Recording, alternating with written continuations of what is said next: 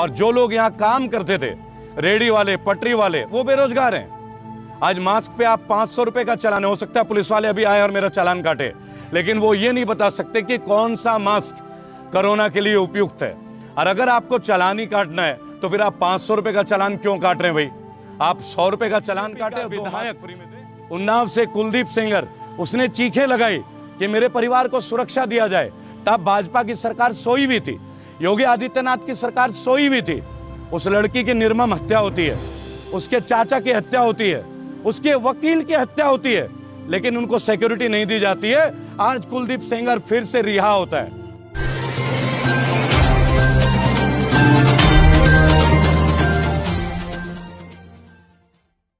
मैं आज खड़ा हूं चांदनी चौक में, मेरे पीछे शीशगंज गुरुद्वारा साहब है, आप देख सकते हैं।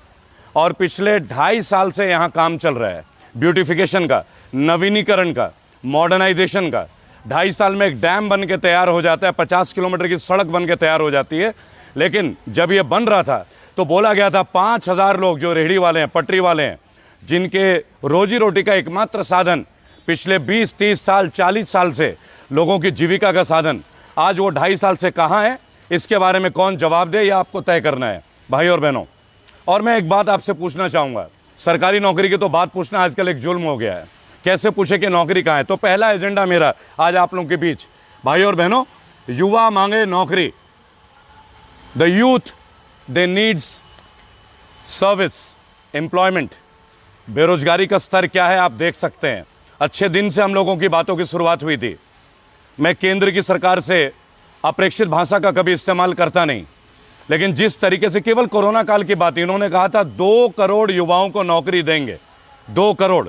अब बंद एसी कमरों में जाके बात करूं तो मजा नहीं है, एक बागी एसी कमरे में बैठ के बात नहीं करता। भाई और बहनों, आज मेरे फाउंडेशन में 10 करोड़ से ज्यादा लोग आप लोगों के आशीर्वाद से जुड़े हैं। और ये विभिन्न संप्रदाय के, क्योंकि मैंने पहले ही बोला था, मैं भारतीय हूं, मैं भारतीयता की बात करता हूं, मैं भारत की बात करता हूं, मैं हिंदुस्तान की बात नहीं कर सकता।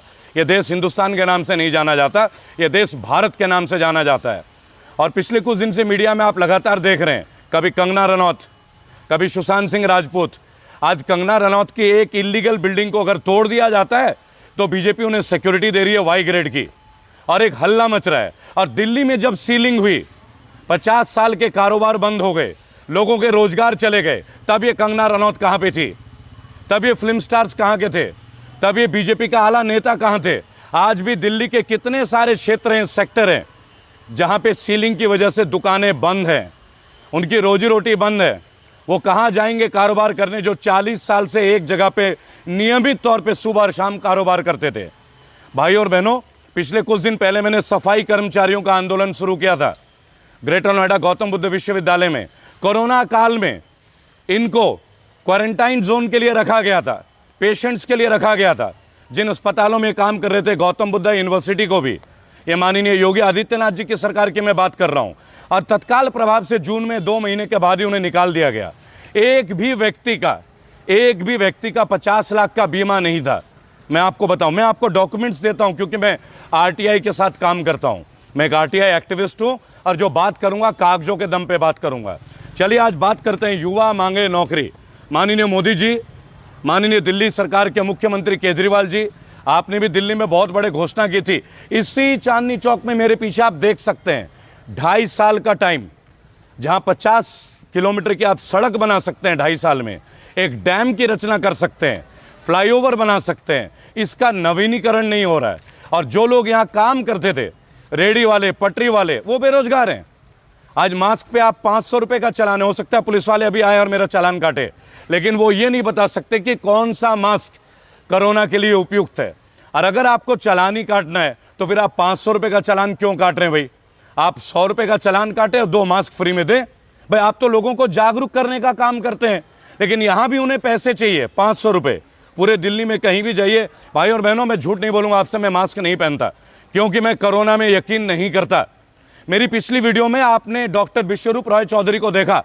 वो कोरोना के एक विश्वविख्यात डॉक्टर हैं, और पिछले 3 महीने में 30,000 लोगों को बगैर कोई दवाई के उन्होंने इलाज किया है। और अगर कोरोना कोई वैश्विक बीमारी है तो इसकी दवा भी होनी चाहिए।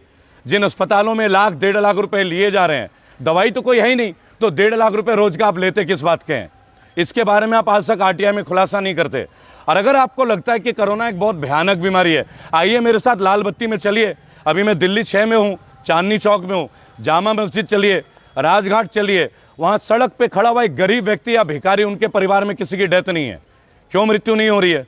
मैंने प्रश्न पहले भी उठाया था, लेकिन आज बात करेंगे युवा मांगे नौकरी, द यूथ नीड्स एम्प्लॉयमेंट। माननीय मोदी जी, आप प्रधानमंत्री हैं और पूजनीय है, क्योंकि प्रधानमंत्री का कद है और कद का मैं हमेशा गरिमा मेंटेन करता हूं।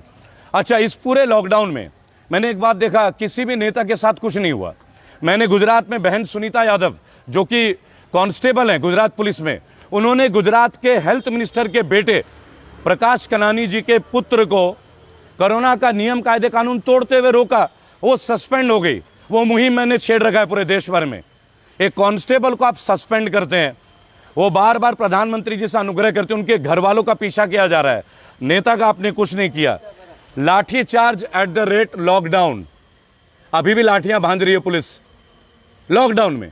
अरे भाई, मास्क ही तो नहीं पहना है ना, आपकी लाठी से मर जाएगा, कोरोना से मरने का तो टाइम ही नहीं आएगा। और आप किस बेस पे कौन सी धाराएं लगाएंगे? आपदा प्रबंधन के अंतर्गत लगाएंगे, प्रावधान प्रबंधन के अंतर्गत लगाएंगे, मारना किस लिए?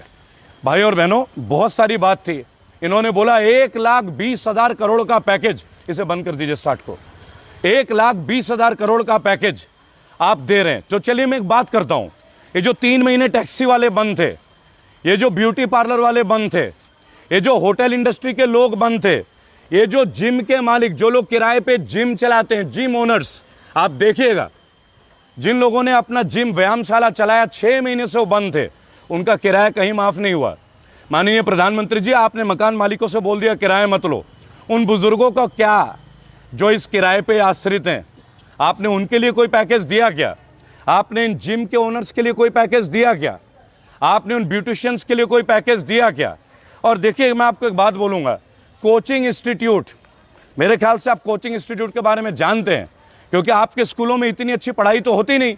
फीस लेते हैं 10,000 रुपए की, 7,000 रुपए महीने की, उसके बावजूद हर बच्चे को ट्यूशन पढ़ना पड़ता है।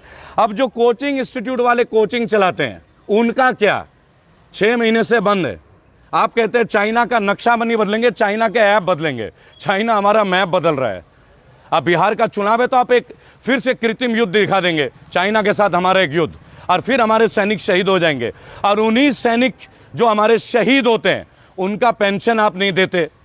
आप सीआईएसएफ के अधिकारियों का पेंशन बंद कर देते हैं, आईटीबीपी के सैनिकों का आप पेंशन बंद कर देते हैं, सरकारी अधिकारियों का आप बंद कर देते हैं। लेकिन आपके एमएलए, आपके एमपी अगर 5 साल के लिए रहते तो जीवन भर के लिए आप उन्हें पेंशन देते हैं, यानी वो 5 साल काम करके देशभक्त हैं। लेकिन जो लोग 40 साल देश के लिए समर्पित हैं, अपना खून और पसीना देते हैं, बलिदान देते हैं, वो आपके हिसाब से देशभक्त नहीं है। ये कितना अच्छा डबल डायमेंशन है। बहुत सारे बुजुर्ग लोग हैं, बहुत सारे बुजुर्ग लोग हैं। आप लोग मेरे पीछे आ सकते हैं, सब आ सकते हैं आप लोग, आइए, कोई दिक्कत नहीं, आ सकते हैं। मैं आप लोगों के बीच का हूं, आप आ सकते हैं कवरेज में। देखिए भाई और बहनों, मैं थोड़ा गैप मेंटेन कीजिएगा। देखिए, मैं एक बात पूछता हूं आपसे, आपका एक पार्षद जब वो एमएलए बनता है तो 2 पेंशन, आपका वही एमएलए जब एमपी बन जाता है तो 3 पेंशन, 1.5 लाख रुपए की तनख्वाह, इनकम टैक्स फ्री, उनके कैंटीन में 24 रुपए में चिकन, 4 रुपए में मसाला डोसा, 1 रुपए में चाय। और यहां पे चाय पे चर्चा, एक चाय वाला जो आज प्रधानमंत्री बना है, आज 10 रुपए के नीचे कहीं साधारण पब्लिक को चाय नहीं मिलती। लेकिन पार्लियामेंट के कैंटीन में 25 पैसे से चाय की शुरुआत है। यानी गरीब आप लोग हैं। ये जो मेरे साथ है, ये गरीब नहीं है, ये गरीब नहीं है, गरीब आप लोग हैं। आपको इनकम टैक्स भी फ्री चाहिए, 1.5 लाख की तनख्वाह भी चाहिए आपको। आप डेवलपमेंट के नाम से केवल आप सड़क से संसद जा रहे हैं तो आप गरीब हैं, और जो सड़क पे वो अमीर है। निर्मला सीतारमण जी, आप गायब हो गई हैं। मैं फिर से आपको बोलूंगा, ये कोचिंग क्लास वालों का क्या होगा? 6 महीने से जो इनकी संस्थाएं बंद है, तनख्वाह नहीं दे पा रहे हैं, इनको क्यों नहीं देते आप लोग बैकअप? आप लोग एमएसएमई के लिए 1,20,000 करोड़, मैं रेबल सदानंद पति, मेरा फाउंडेशन एमएससी है, एमएसएमई सोशल सर्विसेज, 1 रुपया नहीं मिला मुझे निर्मला जी। मैंने इसीलिए खुलवाया लॉकडाउन में, ताकि आप लोगों को ना नंगा करूं, आप लोगों का पर्दाफाश करूं। और मैं लग रहा हूं, और कितनी बार आप मुझे गिरफ्तार करोगे? 19 बार हो चुका हूं 3 महीने में, 20वीं बार शायद अब होने वाला हूं थोड़ी देर में। लेकिन नहीं डालूंगा मास्क। मास्क तब पहनूंगा जब आप मुझे साबित करो कि कोरोना इस मास्क से रुकता है या नहीं रुकता है। आपने N95 मास्क के बारे में बताया, 800 रुपए महंगे में बिके, ब्लैक में बिके। आज आप कहते हैं N95 मास्क उपयुक्त नहीं है, यानी आप झूठ बोलते थे। चलिए आगे बढ़ते हैं। कोचिंग इंस्टीट्यूट तो बहुत छोटी सी फिरस्त है। और देखिए भाई और बहनों, प्रधानमंत्री जी का एक बहुत अच्छा बात था कि हम क्राइम फ्री कर देंगे देश को, क्राइम फ्री। सबसे ज्यादा हत्याएं उत्तर प्रदेश सरकार में, सबसे ज्यादा हत्याएं, लूट, पत्रकारों की हत्या।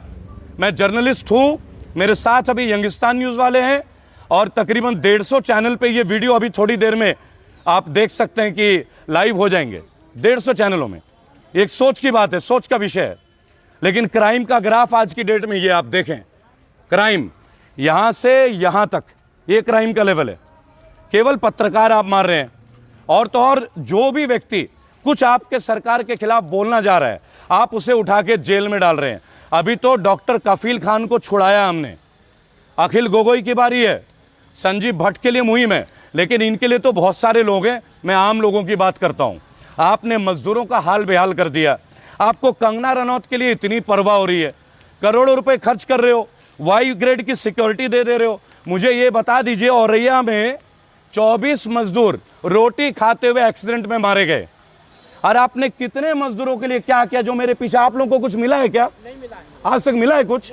आवाज ऊंची करके बोल सकते हैं एक बार? आप देखिए, आप लोग इधर आ सकते हैं, वहां से दिखेगा नहीं। भाई और बहनों इधर आ जाइए। देखिए, मैं रेबल सदानंद पति, लोग बोलते हैं एसी कमरों में, शौक नहीं है। मैं तो लोगों के बीच का हूं, उनका बेटा, उनका भाई हूं। आप लोगों को सरकार से कुछ मिला है क्या? मिला है कुछ? अम्मा आपको मिला है? और निर्मला जी, आप 1,20,000 करोड़ बांट रहे हैं इस सौंदर्यीकरण के लिए। ये चांदनी चौक के सौंदर्यीकरण के लिए आपने करोड़ों अरबों रुपए खर्च करने का सेंट्रल गवर्नमेंट ने, स्टेट गवर्नमेंट ने अपना ढांचा दे दिया। और यहां जो 5,000 लोग अपनी जीविका चलाते थे, उनके बारे में आपने कुछ सोचा है क्या? कभी सोचा उनका परिवार कैसे चलेगा? क्या आपने उनको कोई बिल्ला या लाइसेंस दिया है क्या? 2 साल तक जो यहां पटरी नहीं लगा सकते, उनके घर में 1,000 रुपए का भी फंड मिला है क्या आप लोगों को? ये हाल है आपका, ये हाल है। मजदूरों का हाल आपने बेहाल कर दिया।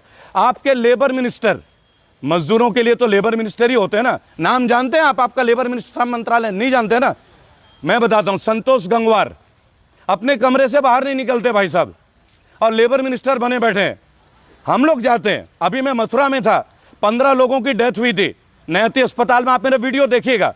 6,54,000 का बिल था, 6 के 6 लाख माफ कराया। हाँ, उनके परिवार को पूरे को नहीं बचा पाया, क्योंकि मैं एक डॉक्टर नहीं हूं। आप मेरे वीडियोस देखिए। मेरा पेज रेबल श्रद्धानंद, आप गूगल पे टाइप कीजिए, फेसबुक पे टाइप कीजिए। भाई और बहनों, मेरा व्हाट्सएप नंबर 8800092747, ये मेरा व्हाट्सएप नंबर है। 8800092747। कम से कम 17 से 18,000 SMS एक घंटे में आते हैं।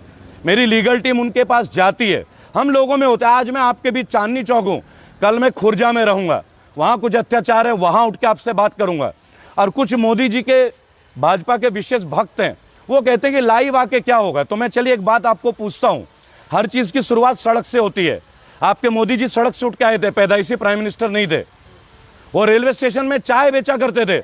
आज एक चाय वाला रेलवे स्टेशन बेच रहा है, आज एक चाय वाला रेलवे स्टेशन बेच रहा है, सरकारी नौकरी बेच रहा है। भाई और बहनों, मैंने उस दिन एक बात आपसे शेयर किया था, अगर आपको याद हो तो ठीक है, नहीं हो तो मैं आपको याद दिला दूंगा। अभी याद दिला दूंगा। एक देखिए, एक स्टैटिस्टिक ग्राफ था, ग्राफ, जिस ग्राफ में ये बोला गया है कि कौन सी प्रधानमंत्री के काल में कितने कंपनी बिके हैं। तो आपको बता दूं, सबसे ज्यादा सरकारी कंपनी, मैं यहां कांग्रेस के लिए नहीं बोलता, पहले बता दूं, क्योंकि मैंने जीवन में 2 ही बार वोट दिए हैं, एक 2014, एक बार 2019। 2014 भावनाओं में दी थी, 2019 मजबूरी में, 2024 में मजबूरी नहीं होगी। ये सरकार उखाड़ फेंकेंगे, ये सरकार उखाड़ फेंकेंगे। 1 लाख लोगों को लेके सोशल डिस्टेंसिंग के साथ नवरात्रों में आपका बेटा बागी श्रद्धानंद ऑन रोड पे एम्प्लॉयमेंट के ऊपर हम रैली निकाल रहे हैं। 1 लाख युवा 10-10 गज की दूरी रख के आपको ह्यूमन चेन बना के दिखाएंगे। हम गालियां नहीं देंगे, हम अपशब्दों का इस्तेमाल नहीं करेंगे, ये हमारे संस्कार नहीं। भाई और बहनों, जवाहरलाल नेहरू ने 33 सरकारी कंपनी लगाई थी और लगभग 16 साल इनका प्राइम मिनिस्टरशिप का दौरा था, एक भी कंपनी बिकी नहीं। लाल बहादुर शास्त्री 5 कंपनी बिकी, एक भी नहीं। इंदिरा गांधी 66, एक भी कंपनी बिकी नहीं। मोरारजी देसाई 9, एक भी कंपनी बिकी नहीं। विश्वनाथ प्रताप सिंह 2, एक भी बिकी नहीं। राजीव गांधी 16, एक भी सरकारी कंपनी बिकी नहीं। SD देवेगौड़ा 3, नरसिम्हा राव 14, एक भी बिकी नहीं। पहली बार बीजेपी के प्रधानमंत्री माननीय श्री अटल बिहारी वाजपेयी 17 कंपनी लगाई थी इन्होंने और 7 सरकारी कंपनी बेची थी। पहली बार भाजपा के प्रधानमंत्री के कार्यकाल में सरकारी कंपनी बिकी। लेकिन ये बात आप लोगों को कोई बताएगा नहीं, तब हिंदुत्व आ जाता है, तब हिंदू और मुसलमान की बात होती है। ये बात कोई नहीं बताएगा। मनमोहन सिंह जी 23 कंपनी लगाते हैं और 3 कंपनी बिकती है, लेकिन माननीय श्री नरेंद्र मोदी जी 0 कंपनी लगाते। एक भी सरकारी कंपनी मोदी जी के राज में नहीं लगता, लेकिन 23 सरकारी कंपनी बेच डालते हैं। 23, और उन 23 सरकारी कंपनी में लाखों लोग जो सरकारी कर्मचारी थे आज बेघर हैं। और उनको निकालने से पहले उनका पेंशन बंद करते हैं, उनका PF बंद कर देते हैं। और फिर वो व्यक्ति बोलता है कि भाई और बहनों मैं भी गरीब था। याद रखिएगा, मोदी जी गरीब थे और करोड़ों रुपए खर्च कर रहे, ये बात साबित करने के लिए कि मैं गरीब था। लेकिन आप लोग गरीब हैं या नहीं है? हम लोग गरीब हैं। ये फर्क है। ये है अच्छे दिन। अगर इसी अच्छे दिन का हम लोग इंतजार कर रहे थे तो और थोड़ा इंतजार कर लीजिए। वो दिन दूर नहीं जब हम लोग जानवरी की तरह हाँके जाएंगे। अब हम लोग इंसान नहीं है। आप देखिए, इधर आके बोलिए, आप लोग इधर आके बोलिए। आज हाँके जा रहे हैं। भाई और बहनों देखिए, मैं किसी पॉलिटिकल पार्टी का हिस्सा नहीं। मेरा संगठन है रेबल सदानंद पति फाउंडेशन, और इस संगठन में मैं लोगों के बीच होता हूं, उनके मुद्दों को लेके लोग आज सुन रहे हैं। आज 10 करोड़ से ज्यादा लोग मेरे संगठन में जुड़े हैं। आज लोगों के बिल माफ हो रहे हैं। बहुत जल्दी आपको बहुत बड़ी चेंज दिखेगा। अभी बिहार में चुनाव है। हमने अपने फाउंडेशन में एक बात कहा है, जो भी व्यक्ति निर्दलीय हो और जिसका पुलिस का कोई भी केस ना हो, उसके लिए हम लड़ेंगे, उन्हें संसद तक पहुंचाएंगे। लेकिन जो भी व्यक्ति इलेक्शन लड़ना चाहता और उसका क्रिमिनल केस हो, उसके साथ आप लोग मत दीजिए। आप देखिए, आज भी हिंदुत्व की बात हो रही है कंगना रनौत के लिए। यही कंगना रनौत जो आज भाजपा के साथ हैं, और कल जब भाजपा और शिवसेना दोबारा गठबंधन हो जाएगा तब कंगना रनौत जी कहां जाएंगे आप? करोड़पति फिल्म स्टार, अरबपति, इनको सिक्योरिटी चाहिए। और वो लड़की उन्नाव की हमारी वीर बहन, जिसने कई बार बोला बलात्कार पीड़ित, कि ये कुलदीप सेंगर बीजेपी का विधायक, उन्नाव से कुलदीप सेंगर, उसने चीखें लगाई कि मेरे परिवार को सुरक्षा दिया जाए। तब भाजपा की सरकार सोई हुई थी, योगी आदित्यनाथ की सरकार सोई हुई थी। उस लड़की की निर्मम हत्या होती है, उसके चाचा की हत्या होती है, उसके वकील की हत्या होती है, लेकिन उनको सिक्योरिटी नहीं दी जाती है। आज कुलदीप सेंगर फिर से रिहा होता है। भाई और बहनों, ये मोदी राज है, ये भाजपा का सुशासन है। मैं कभी भाजपा के खिलाफ नहीं था, मैं आज आपको बताऊं, लेकिन पढ़ा लिखा युवा हूं, देश विदेश में काम कर चुका हूं, भारतीय सरकार के लिए भी। एक बात महसूस की, आज हम सबको बेचा जा रहा है, और वो दिन दूर नहीं, अरबों डॉलर का कर्ज है हमारे ऊपर। अब पाकिस्तान की GDP, बांग्लादेश की GDP हमसे ऊपर है, हम नीचे हैं। लेकिन पता है क्या बात होगी? पाकिस्तान से टिड्डी आ गए, कंगना रनौत का वो तोड़ दिया गया, सारे चैनल में केवल सुशांत सिंह। मुझे एक बात बताइए, क्या अकेला सुशांत सिंह ने आत्महत्या या मर्डर हुआ है क्या? लाखों लोग मारे जा रहे हैं। वो मजदूर जो सड़क पे मरते हैं, उनका दर्द नहीं होता क्या? ये प्रधानमंत्री तो मजदूर थे, ये मजदूर को कैसे भूल गए? भाजपा के सारे लोग भूल गए। और तो और आज की डेट में मैं केजरीवाल जी से एक शिकायत है मुझे, चांदनी चौक में 5,000 लोग 2 साल से यहाँ काम नहीं कर पा रहे हैं। उनके बारे में आपने क्या सोचा है? भाई और बहनों, मेरा चैनल रेबल सदानंद पति, इस वीडियो को शेयर कीजिएगा। शेयर इसलिए कीजिए क्योंकि आज नेशनल मीडिया मेरे घर तक आती है और वापस चली जाती है। AVP न्यूज़ वाले, मैंने पहले भी बताया था, भाजपा का फोन है, भाई कोई भी एक्टिविस्ट आने पर मैं चैलेंज करता हूं, चैलेंज, आप मुझे जेल में जीवन में नहीं डाल पाओगे, चैलेंज है। क्योंकि मैं कानून का आदमी हूं, एक लॉ फर्म चलाता हूं, कानून पढ़ी है। आप कानून तोड़ते हैं, मैं कानून का पालन करता हूं। आप अगर मास्क की बात करेंगे, आपसे सवाल पूछा जाएगा, कोरोना का वैक्सीन कहां है? N95 आपने बोला था, चलिए लोगों को पैसे वापस कीजिए। जिन लोगों ने N95 लाखों के तादाद में खरीदा, उनके पैसे लौटा दीजिए। आपने कहा था N95 उपयुक्त है, फिर आपने बोला नहीं है। भाई और बहनों, कल के वीडियो में खुर्जा में कुछ पीड़ित परिवार से मैं मिलने जा रहा हूं, आप लोगों के बीच लाइव आऊंगा। मेरा WhatsApp नंबर 8800092747। इस पे अपने जो भी मुश्किलात है कीजिए। 10 करोड़ से ज्यादा लोग हैं हमारे पास पूरे देश में। हमारे प्रदेश अध्यक्ष आ रहे हैं फाउंडेशन के, पॉलिटिकल पार्टी नहीं है। मैं आपको बताना चाहूंगा, बोलिए बोलिए बोलिए, वहीं से बोलिए। मेरा नाम संजय है। मेरे को हो गई दिल्ली के अंदर कितने साल हो गए पता? आप जल्दी बोलिए, मीडिया में लाइव हूं मैं भी, बोलिए। मेरे को हो गई दिल्ली के अंदर कम से कम। परेशानी क्या आपको ये बताइए, परेशानी बताइए। 18 साल परेशानी नहीं है, परेशानी क्या है वो बताइए। चलिए भाई और बहनों, एक मिनट अभी रुकिए, एक मिनट रुकिए, अपने आप रुकिए भाई, इसको थोड़ा उधर करो उसको। भाई और बहनों, किस तरह लोग परेशान हैं अपनी बात कहने के लिए। अस्पताल में एंट्री नहीं मिलती इन जैसे भाइयों के लिए, एम्स में एंट्री नहीं है, राम मनोहर लोहिया में एंट्री नहीं है, वार्ड मिलती नहीं है, और सब बोलते हैं वार्ड खाली है। अपना चैनल, आपका चैनल, समाज का चैनल, देश का चैनल एनबी न्यूज 24/7 को आप लाइक करें, सब्सक्राइब करें और ज्यादा से ज्यादा इसकी वीडियो को शेयर करें ताकि हर खबर को मैं आप तक आसानी से पहुंचा सकूं।